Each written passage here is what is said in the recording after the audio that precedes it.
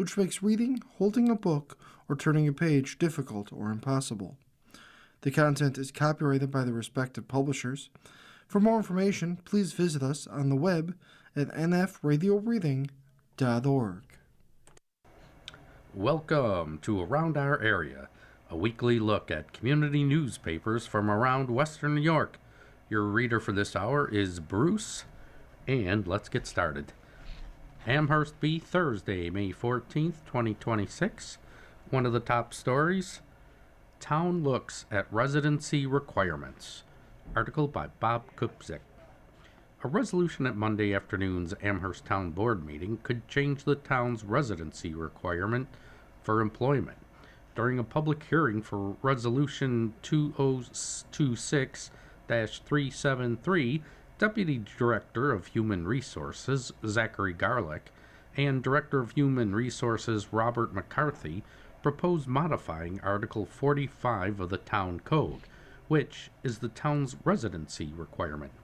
Garlick said the purpose of this law is to create a residency preferred status for hiring potential candidates for town employment, and it is intended to make the town more competitive in the hiring process. He said that Amherst-only eligible lists have had fewer names on them in recent years. Residency is a regular reason given as to why someone is declining a position or withdrawing from candidacy. So this should help us recruit more effectively. He also said that the town runs into issues hiring non-competitive employees when there are few or no Amherst residents who apply for a position. The 6-month residency waiver is something that rarely convinces somebody to come work for the town. He added that unfilled positions can lead to more regular overtime costs and accelerate employee burnout for those already working for the town and can impact morale in the workplace. We're generally looking for county-wide positions that would not necessarily necessitate a move from where they're currently living, said Garlick.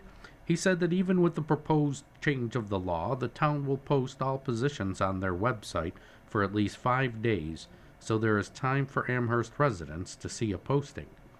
The town said it is important to note that this law residency is preferred, but if the town has a situation, which has happened, where it isn't receiving applications or acceptances from residents, then Amherst could still fill the position and wouldn't be requiring town residency. Garlick said that when the Amherst residency list is exhausted of candidates, the town would receive the full Erie County eligible list and could hire employees off that list without residency as a barrier for hiring. He said that since all the town collective bargaining agreements have residency language, unions have been notified. So once this is approved, if it is approved, we'll meet with them and try to figure out how to implement this with them. A third section of the law relates to public and town officers, who are required to be residents under the law unless a local law is adopted to permit them to live outside of Amherst. The law actually requires residency and then gives the town more ability to grant a waiver if we have trouble recruiting in those higher-level positions, Garlick said. He added that all current employees who are not in violation of a collective bargaining agreement provision, but who may be non-residents or grandfathered in, would be permitted to remain non-residents. The goal is to start from scratch under this new residency law. Garlick said the law would be enforced by Human Resources and that a sunset clause in 2032 would be in effect if the law isn't working or is unnecessary. Supervisor Sean Lavin asked if Amherst residents are first canvassed for civil service positions. Then those candidates decide not to take the job. Could the town go outside of the list to fill a position? Garlick said yes. Lavin asked McCarthy if he had seen instances in the town's employment where positions have not been filled because of Amherst residency. Yes, we've had multiple people drop off a list, or when you canvass them, they respond back that they're not interested in the position due to residency. Councilmember Michael Scucala asked Garlick and McCarthy, when people say residency, it's because the cost of housing in Amherst is too high. We don't always get a specific reason, Garlick replied, but yes, that would be my guess, is that some of these positions, especially the competitive ones, are more entry level. Various members of the public expressed their concern about the proposed change in the law, citing its lack of transparency and non-residents working in the town while not living in Amherst. Glenn Atanasio, a 30-year employee of the Amherst Highway Department, said that the residency requirement for employees of the town helps ensure the people serving our community are personally invested in its success. He said keeping taxpayer-funded jobs within the community also strengthens the local economy, increases accountability, and promotes a stronger understanding of the needs and concerns of Amherst residents. He added that there could be CSEA contract violations. Lavin made a motion to set a decision date for the resolution on May 26th. In other board news, a public hearing was held to extend the townwide lighting district to include 25 homes, 13 streetlights on the Hamlet and Cricket Lane, following a petition submitted to the town in February by residents. Concerns from residents in both the for and against camps included safety, property values, and tax impacts. Stephen Bengart of the town's attorney office said the project would cost $172,000 and, if bonded, could be for a 20-year term. The tax impact from the bond would be 46 cents for a home assessed at $341,000. The total tax impact of providing the street lighting would be 31.5 cents per 1,000 of assessed value, or about $107.45 annually for a home assessed at $341,000. The town board adjourned the decision to a later undetermined date. Luke Malecki and Jared Pickard of Dresser and Malecki LLP presented the town's financial audit and said there were no significant deficiencies or material weaknesses for the year ending December 31st, 2025. Highlights of the audit included the town received $43 million in federal awards for Section 8 programs with no compliance issues. The general fund saw a $3.1 million increase, while the fire district fund had a $2.8 million increase. The highway fund decreased by $3 million due to a planned use of fund balance. Overall revenues increased by $6.7 million and expenses by $3.5 million. The total fund balance grew by $11.4 million. The past 5 years of total revenue for the operating funds showed an overall increase from $160.9 million to $167.6 million. Real property taxes increased by $2.1 million, primarily within the general fund, while sales tax collections increased by 5% in western New York. Licenses and permits increased substantially by about $1.9 million, primarily due to building permits. Inflation last year was about 3%, and the town controlled its spending well compared to the economy. Expenditures increased from $152.7 million to $156.2 million, with public safety seeing the largest increase and culture and recreation increasing by $1 million. The next town board meeting will be at 7 p.m. Tuesday, May 26th. You are listening to Around Our Area on the Niagara Frontier radio reading service. The time is 2:10. From the Clarence Bee, Thursday, May 14th, 2026. Building a Living History. Article by Eric Keppeler, editor.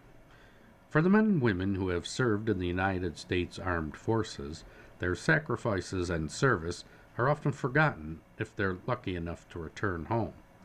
Hundreds of thousands never made it back home to resume their lives, and, except for the names on gravestones, only their friends and family knew they served. Jim Manley is hoping to change that. Manley, the chairman of the West Seneca Joint Veterans Committee, is gathering as much information as he can to compile the military service of area residents into a database for public viewing. I want those who served in the military during the Korean War era and the Vietnam War era remembered for their service to their country and hometown within Erie County, Manley said. I've gathered as much information as I could to highlight their dedication and bravery during combat action. Then, after they came home, our veterans continued in the service of our nation, state, and country as scientists, doctors, engineers, business owners, first responders, production workers, politicians, and countless other positions. Their impact on our community and way of life has been enormous. When Manley worked in the West Seneca town clerk's office, managing town records, he came across postcards from town historian Frank J. Lanks, who had created a war service record containing the name, address, and branch of service of each individual entering military service from West Seneca. Lankies ultimately never compiled his records, but Manley took them and started to put together individual records on area sailors and soldiers. He then added whatever information he could find from a variety of sources, including newspapers, government websites, books, questionnaires, high school yearbooks, interviews, historical societies, and obituary notices. Manley said, the database provides a means to research local individuals who served, not just a name. I wanted to give a young person the opportunity to research a family member who served, but knew little about their service, he said. Currently, the database has records on more than 650 Korean-era veterans and more than 2,075 Vietnam-era veterans. According to a 2023 survey, approximately 5,599 Vietnam veterans with wartime service were still alive in Erie County. Besides the veteran's full name, some entries contain information such as a hometown, street address, branch of service, rank, the unit, squadron, ship they were attached, job descriptions, medals, information on base assignments, information about their civilian life, and finally, if they passed and when. I put whatever information that I could find on a veteran from each era and create for each one. Some are extensive, with others, unfortunately, are very brief. Manley said the hope is that veterans or family members will be able to add information to the database to explain more about the individual's service to our country. To view the Korean War era database, go to www.wsvets, that's WSVETS.org /Korea.html. To view the Vietnam War era database, go to www.wsvets.org/Vietnam.html. Each database is set up alphabetically. However, there are additional Vietnam listings for West Seneca and Erie County. There is a listing for residents who were killed in action from only West Seneca, and a listing of all those who were killed in action from Erie County, including West Seneca. There are also additional listings for all residents who served countrywide in the Vietnam War era, and those just from West Seneca who served in the Vietnam War area. Listings are also available for those who were deployed to Vietnam from West Seneca, and a listing for those who deployed in Vietnam from Erie County, including West Seneca. The same breakdown categories were also available for our Korean War and Korean War era veterans. There is also a single database for only West Seneca residents who served in World War II. That's www.wsvets, that's wsvets.org/World War and the number 2. That's World War 2, the number 2.html. I look to have families interested enough to update the information on their loved one's military service, Manley said. I look at it as a living document, always growing, always updating. I want people to use this information to learn what their relatives or any interested parties did name, but information on whole individual. I welcome any and all information by email at wsvets1, the number 1, at gmail.com. Shakespeare in Delaware Park to kick off 51st season. Shakespeare in Delaware Park, SDP, is preparing to kick off its 51st season of free outdoor theater, continuing a tradition Buffalo audiences have come to look forward to each summer. The 2026 season will feature 2 main stage productions, Pericles, Prince of Tyre, and The Taming of the Shrew, along with a touring production, Fools and Foes, which will travel to venues throughout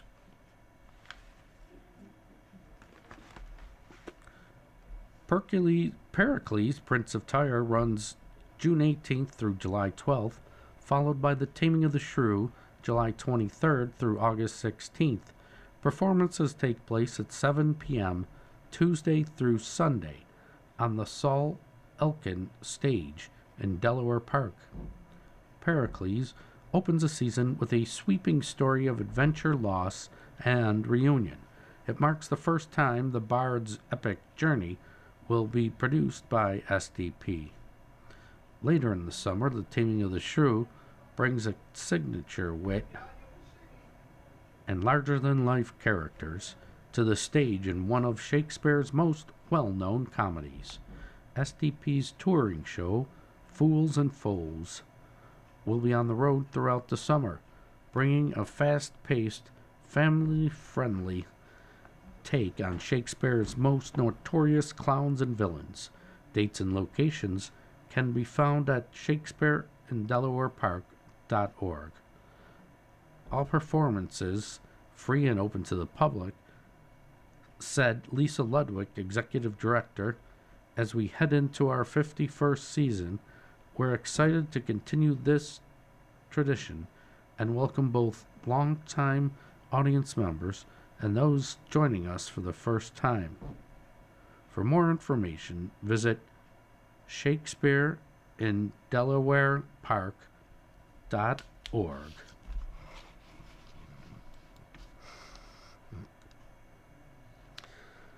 You are listening to Around Our Area on the Niagara Frontier Radio Reading Service. The time is 2:20. From the Cheektowaga Bee, Thursday, May 14th, 2026. One of the front page stories: volunteers restore veterans' grave markers at Mount Calvary Cemetery. A group of dedicated volunteers in partnership with Mount Calvary Cemetery launched a grassroots restoration project to uncover and raise veterans' grave markers that have sunk or become overgrown over time at Mount Calvary. The veterans section of the cemetery is the final resting place of more than 2,000 U.S. veterans.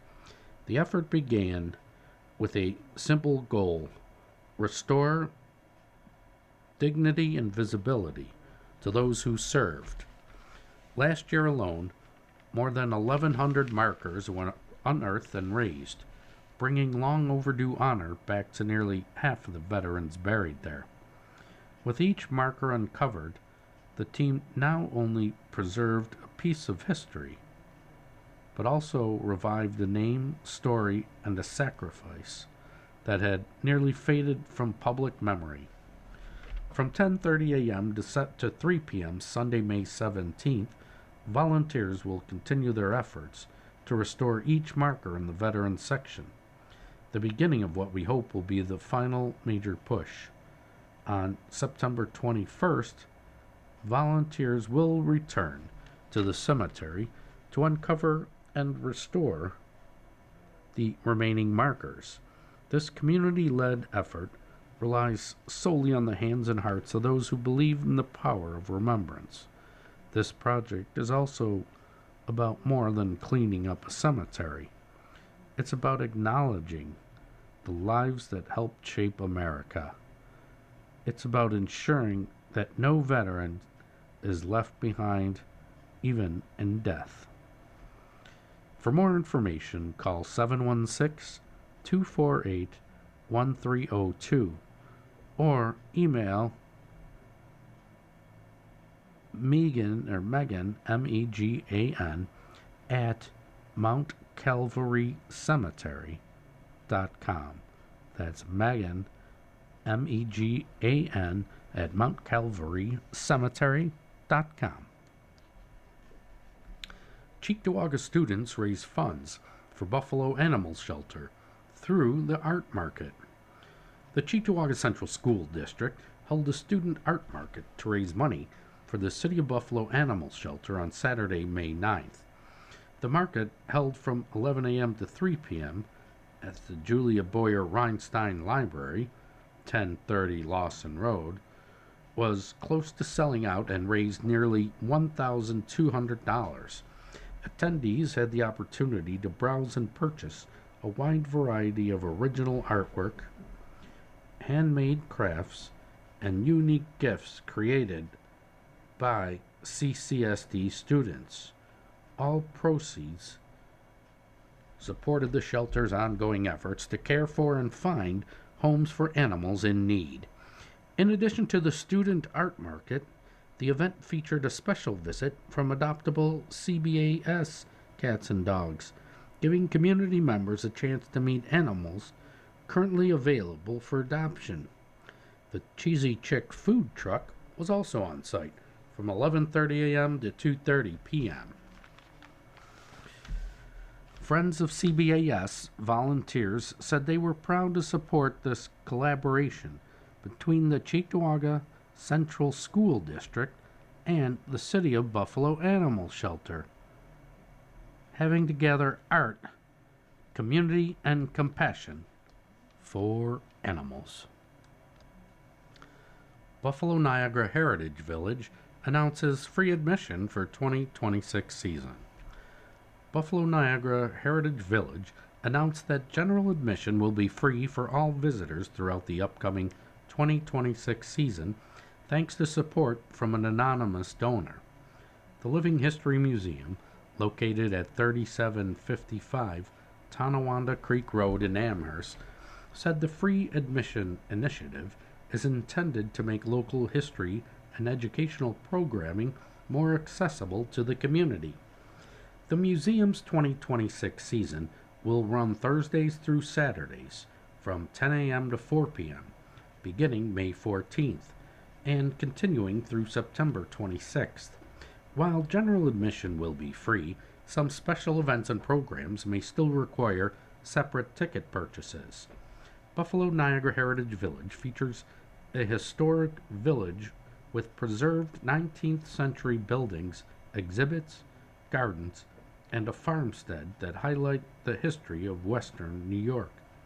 More information about hours, programs, and events is available on Buffalo Niagara Heritage Village website, bnhv.org. That's for the Buffalo Niagara Heritage Village website, bnhv.org.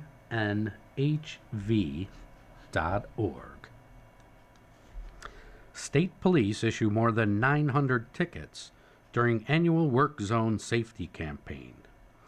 The New York State Police announced a 35% increase in tickets issued during this year's Operation Hard Hat enforcement campaign, with troopers issuing 967 citations in work zones across the state during a 5-day crackdown in April. The annual initiative, conducted April 20th to 24th as part of National Work Zone Awareness Week, is a partnership between the New York State Department of Transportation, the New York State Thruway Authority, and the state police, targeting unsafe driving behaviors in highway construction zones. During the operation, troopers conducted 12 enforcement details at active work zones statewide. Some officers posed as highway workers inside the construction areas to spot violators in real time.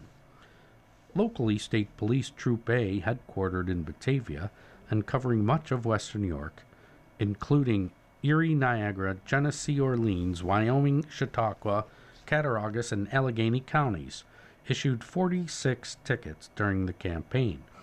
Troop A recorded 19 speeding violations, 8 distracted driving tickets, and 6 more move-over law violations, according to state police.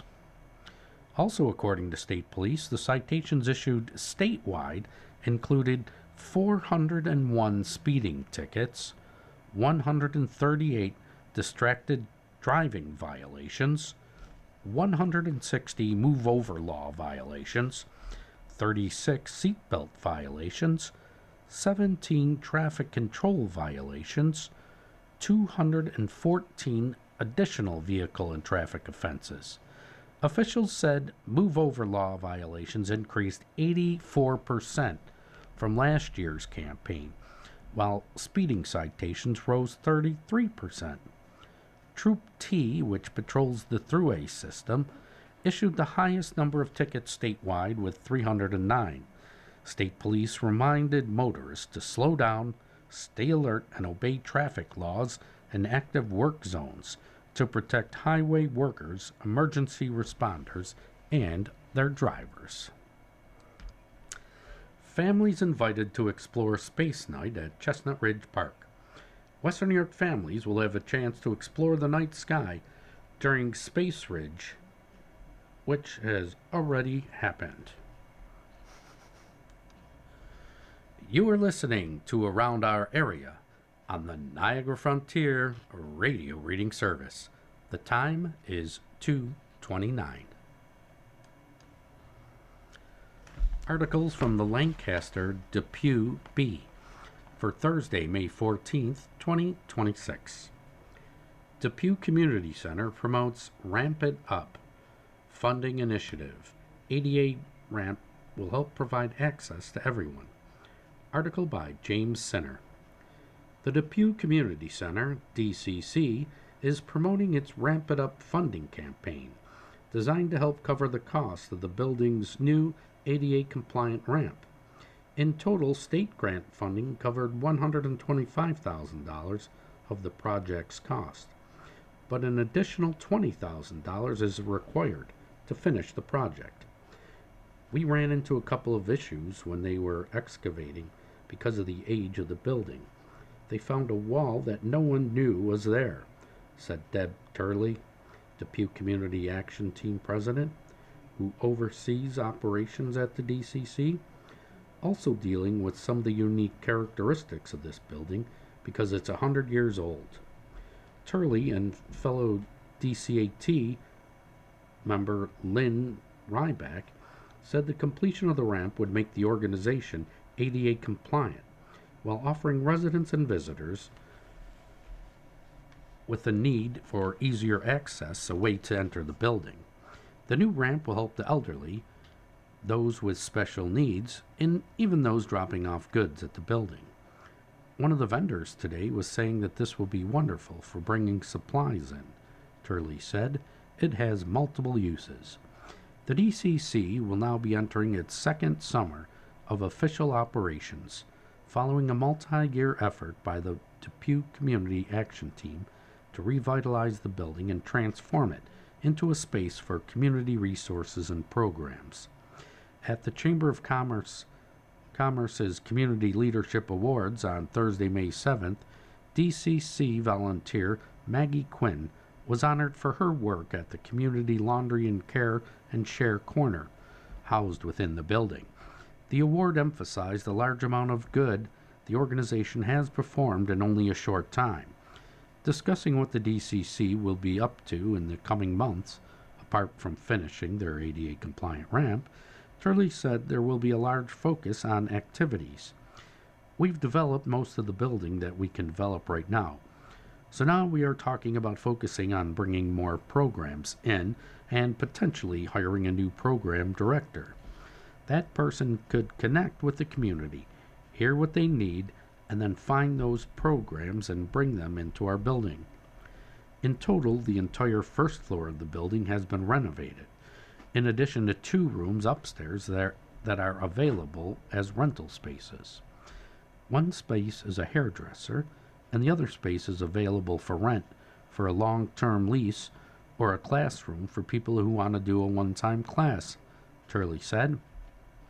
Turley and Ryback said that the DCC is aiming to provide a series of returning and new programming over the summer, including yoga, dance, and art classes, while also raising funds to make sure that those with limited resources can have the chance to participate. We are hoping to do some scholarships. We have some scholarship money set aside for people in the community that can attend some of these programs, Ryback said. We hope to provide 2 to 3 seats at every program we run that would be available through scholarships. Turley said that the organization remains in active talks with the Lancaster Opera House on upcoming programming they can work on together. That partnership continues. 2 years into operations, Ryback said that activity continues to increase at the DCC. We have really had a growth spurt in usage in the facility and a lot more feedback from the community as well. The community center's Ramp It Up campaign continues through the month of May, with a goal to raise $20,000 to help cover the cost of the new ADA-compliant ramp. To make a donation, visit the DCC online at www.depewcommunitycenter.org. Classical musicians to hold concert at Holy Mother of the Rosary. A free classical music concert featuring organ and chamber performances will be held Sunday, June 14th at Holy Mother of the Rosary Cathedral in Lancaster, titled A Concert of Classical Organ Music. The event begins at 3 p.m. at the cathedral, located at 6298 Broadway, and will be followed by a reception open to attendees. Churches have always hired the finest musicians, and this tradition continues today, said Ann Spielman, an event organizer with Holy Mother of the Rosary Cathedral. Many Western New York churches enjoy very talented and highly trained musicians. The concert is sponsored by the Buffalo chapter of the American Guild of Organists, AGO, an organization dedicated to promoting appreciation for organ music and supporting the work of professional organists. The program highlights the long-standing tradition, churches serving as centers for high-level musical performance, a legacy that dates back to composers such as Bach, Handel, Mozart, and Beethoven. Despite the continued presence of highly trained musicians in Western New York churches, many audiences have limited opportunities to hear performers outside of their own congregations. The AGO seeks to bridge that gap by encouraging members to present recitals across different venues, giving the public broader access to organ and classical repertoire. The June 14th concert will feature a lineup of regional musicians including Sarah Hamilton on oboe and Tino Skiri on flute. Organ performances will be given by Hai Wan Wu, Tim Sosha, Paul Sina, and Don Fellows. The program will include works by a range of classical composers, including Johann Sebastian Bach, Antonio Vivaldi, John Rutter, Joseph Reinberger, and Alexander Guillemot, among others. Admission is free and open to the public. Alden Farmers Market opens June 1st. The Alden Farmers Market will open its 24th season on Monday, June 1st, with a season kickoff that brings together the market and the Alden Car Show at Alden Town Park.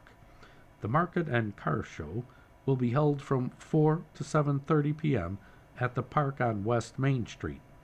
Classic car owners are invited to take part in the opening parade, with the lineup beginning at 4 p.m. at Town Line Lutheran Church at the Town Line Road and Broadway. The police-escorted route will travel east on Broadway to Crittenden Road, then continue down Park Street into the park. Live music will be provided by local favorites, the Boys of Summer, from 5 to 7 p.m. Guests are encouraged to bring their own chairs and enjoy the performance. The band is sponsored by JMM Construction. The Alden Chamber of Commerce, which hosts the market, will offer food and refreshments at the concession stand near the Senior Center, including hot dogs, hamburgers, grilled chicken, mild Italian sausage with peppers and onions, chips, and cold drinks. With graduation, weddings, and Father's Day celebrations filling the month of June, the market will feature plants, gifts, and specialty items from local vendors. Since relocating to the town park 2 years ago, the market has added several new produce, plant, meat, and specialty vendors to its returning roster. Crafters and specialty vendors interested in participating, along with businesses interested in sponsoring summer events, can contact the Alden Chamber of Commerce at 716-937-6177 or secretary@aldenNewYork.org. The market and car show will continue Mondays from 4 to 7:30 p.m. through late September. For more information on the farmers market, car show, and other chamber activities, visit aldenny.org. Follow the chamber on Facebook or call 716-937-6177. A B editorial. Farmers markets stimulate taste buds, economy. Consumers in Lancaster, Depew, Alden, and surrounding neighborhoods will soon be able to take advantage of fresh produce and locally made fare and sample area favorites at the Alden's Farmers Market opening on June 1st. Patrons should take a moment to look around while at the markets, observing part of the local economy in motion. Amid the colorful booths and neighborly conversations is the exchange of dollars, creating tiny economic sparks. According to an impact study conducted by Civic Economics, locally owned retailers, such as farmers markets, return more than 3 times as much of their revenue to the local economy than do their corporate competitors. This means your farmers market purchases not only stock your pantry with fresh, healthy food, but recycle money throughout your community, boosting economic activity and job creation. As demand for locally sourced produce continues to grow, so does the number of farmers markets across the nation. More than 8,500 markets were on record as of 2015, and for good reason. Farmers markets preserve farmland and rural livelihoods, increase access to fresh food, and support healthier communities, all while giving a much-needed economic boost. According to the Farmers Market Coalition, economic impacts of farmers markets are seen on all levels. Nationally, growers selling locally create 13 full-time jobs per $1 million in revenue earned. Those that do not sell locally create 3. The U.S. Department of Agriculture estimates that local food sales from farmers markets, food hubs, farm stands, and farm-to-schools programs have grown from about $5 billion in 2008 to $11.7 billion in 2014. A 2010 study by USDA's Economic Research Service compared producers selling salad mix, blueberries, milk, beef, and apples locally with producers of the same products selling to mainstream supply. The study concluded that in all 5 cases, nearly all of the wage and proprietor income earned in the local market chains is retained in the local economy. Farms selling local food through direct-to-consumer marketing channels were more likely to remain in business than all farms not using direct-to-consumer marketing channels, according to U.S. Census of Agriculture data. When you visit the Alden Farmers Market, think about more than the items on your grocery list. And remember, not only are you stimulating your taste buds, but the economy too. Spindle items from the editor of the Lancaster Depew Bee, James Sinner. Cadet Corps. The Sullivan's Division of the U.S. Naval Sea Cadet Corps, USNSCC, is opening its doors to local youth, offering a unique opportunity to experience military-style training, leadership development, and maritime career exploration. Based at the Buffalo Niagara Military Park, the program provides teenagers with hands-on experiences that build character, confidence, and community spirit. The USNSCC is a premier youth organization for individuals aged 10 through 18, under the guidance of the U.S. Navy and Coast Guards. Cadets in the Sullivan's Division participate in training exercises including seamanship, emergency medical response, and field operations. Unlike traditional extracurriculars, the Sea Cadets offer a pathway to specialized trainings across all 50 states, ranging from scuba diving and aviation to culinary arts, photojournalism, and many more. If you or someone you know is interested in the program, reach out to Midshipman Camilo Rivas at crivas, that's CRIVAS, usnscc@gmail.com. Paranormal Cirque at the Galleria. Paranormal Cirque is set to bring its dark, theatrical big-top circus experience to Buffalo from May 22nd through May 25th at the Walden Galleria Mall. The limited engagement show, titled Paranormal Cirque Spectacular, will be held in the Walden Galleria parking lot, located outside of Primark and adjacent to the 5-level parking ramp. The show is an innovative blend of circus arts, theater, and cabaret, designed for audiences seeking a spine-tingling experience. There will be acrobatics, aerial stunts, and illusions with a dark, mysterious twist. We are thrilled to welcome Paranormal Cirque Spectacular to Walden Galleria, said Alex Corbelli, marketing director at Walden Galleria. This one-of-a-kind show offers our community a chance to experience renowned entertainment in a truly unique setting that combines the thrill of the circus with a paranormal twist. Paranormal Cirque Spectacular is recommended for mature audiences due to its intense themes and theatrical effects. Attendees must be 13 years old or older, and those under 17 must be accompanied by an adult.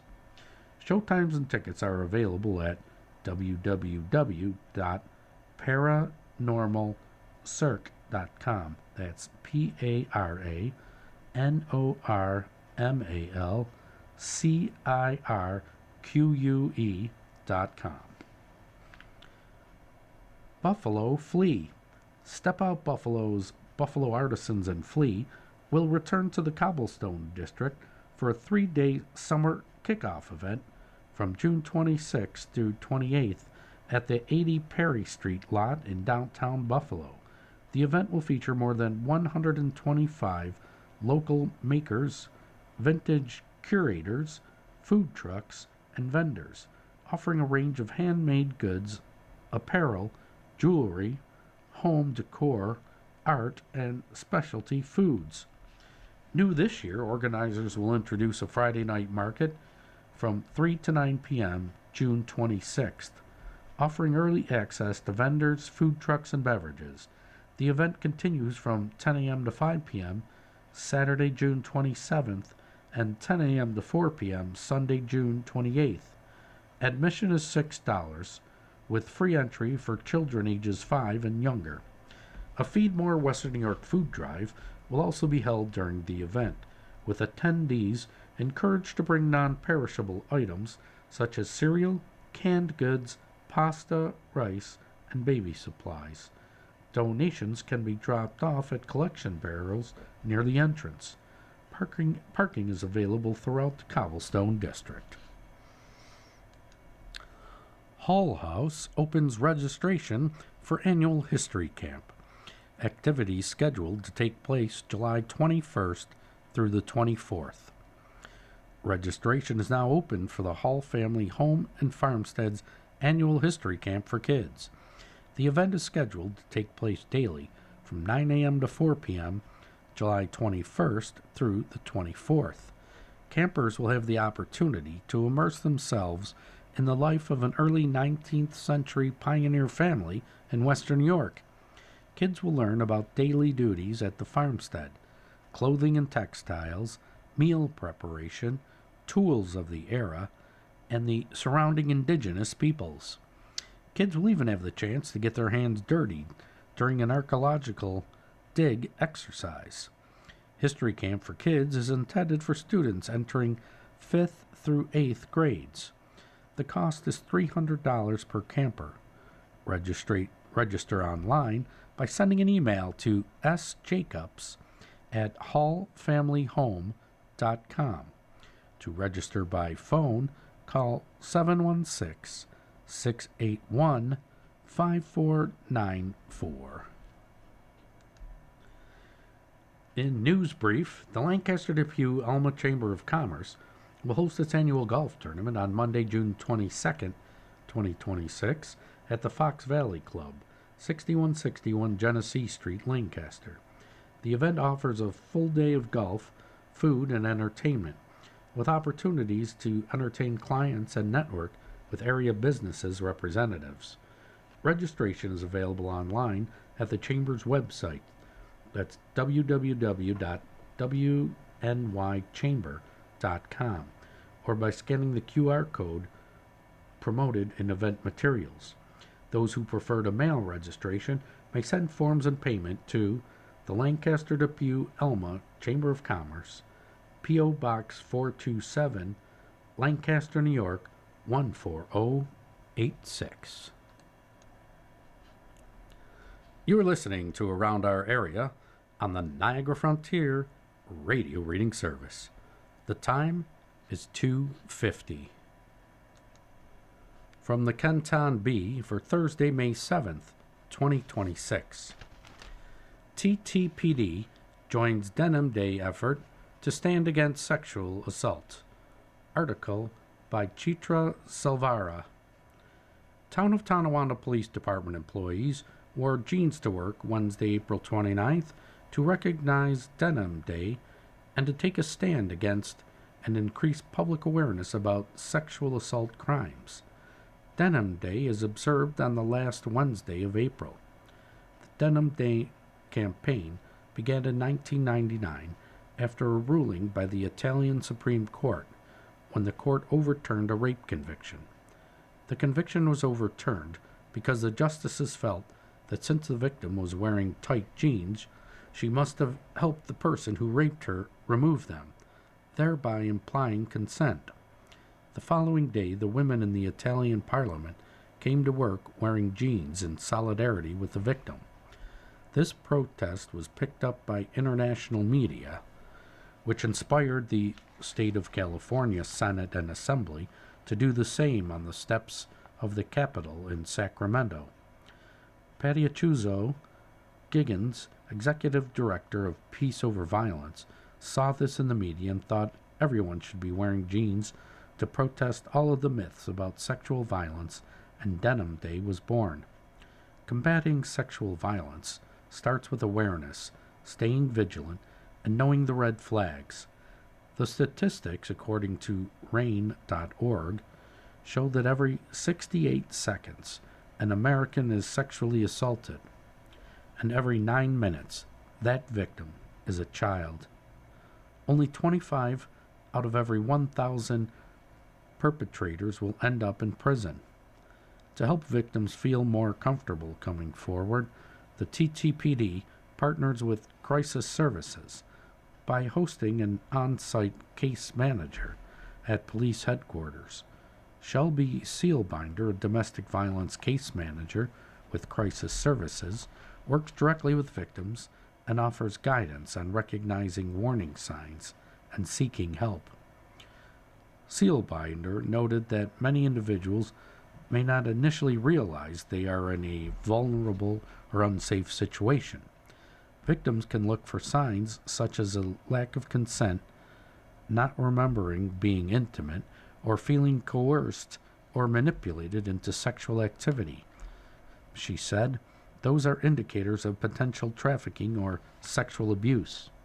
Amanda Tabor, captain of community services for the TTPD, emphasized that abuse can take many forms, including financial, emotional, physical, and sexual. Sealbinder added that abuse may also involve sexual harassment, including coercion into taking explicit images. Those images can later be used against victims. She said, in some cases, individuals are recorded without their consent or knowledge, and those videos are shared or used to manipulate them. Once someone recognizes they may be in a dangerous situation, help is available without immediately filing a report. Individuals can contact the police department's front desk and request to speak with an advocate anonymously. If medical attention is needed, they can be connected with an advocate, Sealbinder said. Depending on their relationship with the abuser, they may also pursue an order of protection. Throughout the entire process, they may be supported. They will be supported. Tabor added that individuals who are unsure about reporting can still seek support without immediate action being taken. If they want to report but aren't sure, we don't have to act right away, she said. We can document incidences to establish a pattern if they decide to move forward later. Our priority is their safety, and that's why we have Shelby. She can help address their needs, connect them with resources, and assist with obtaining an order of protection. If necessary, we can also take steps to remove the abuser from the situation and help with housing support. Sealbinder noted that many victims hesitate to report abuse due to fear of retaliation. In those cases, additional safety measures can be put in place, and depending on the situation, detectives may advise limiting or avoiding contact with the individual. The situation often becomes most dangerous when someone chooses to leave, Tabor said. That's why we do everything we can to keep them safe while also respecting their wishes. She added that the TTPD also maintains a small food pantry for victims to help ease the transition. We provide toiletries, basic supplies, and whatever support we can to reduce stress during a difficult time, Tabor said.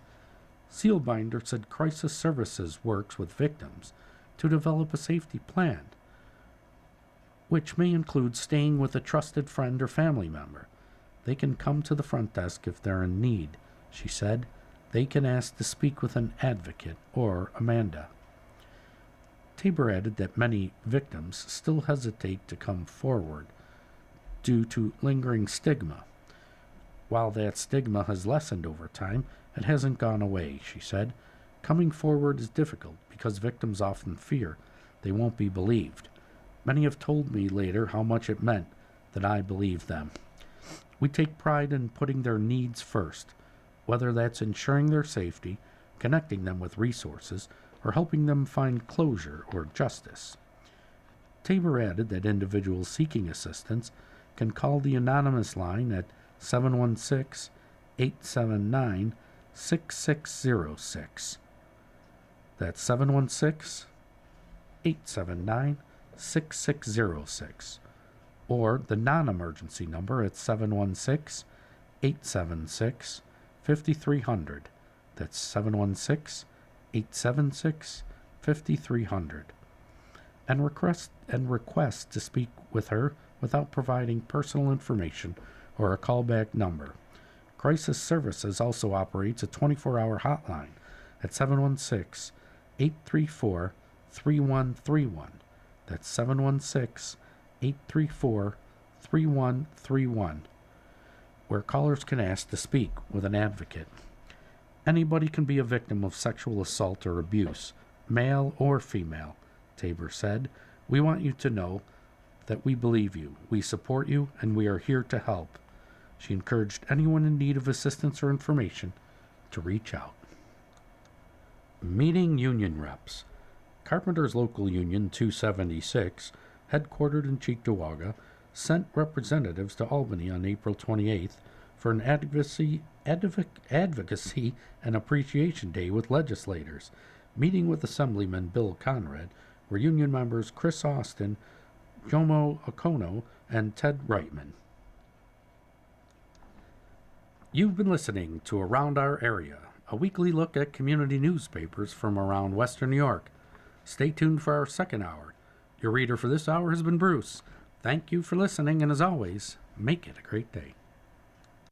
Coming up next in the Niagara Frontier Radio Reading Service, we have a reading of our Southtowns papers, including Orchard Park, Hamburg, East Aurora, and West Seneca's B papers or Sons. At 3 o'clock, we have the Ample Eagle, and at 4 o'clock, we have the Grand Island Niagara County Tribune Sentinel. Stay tuned for these readings and more throughout the day, and contact us if you have comments, suggestions, or questions. You're listening to the Niagara Frontier Radio Reading Service.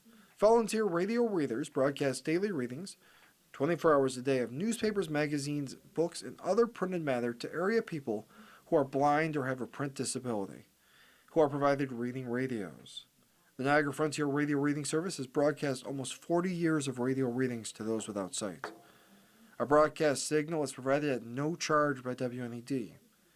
Radio Reading Studios are at 1199 Harlem Road in Cheektowaga. For more information on the Niagara Frontier Radio Reading Service, call 716-821-5555.